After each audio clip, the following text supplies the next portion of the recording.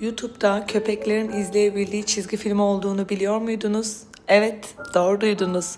Köpekler belirgin bir şekilde sarı veya mavi renk tonlarını görebildiği için bu renk tonlarından oluşan bir çizgi film var. Ayrıca tasma tercihlerinizde sarı veya mavi tonlarını tercih etmenizi öneriyorum. Ve aynı zamanda bu çizgi filme de bir şans vermenizi öneriyorum.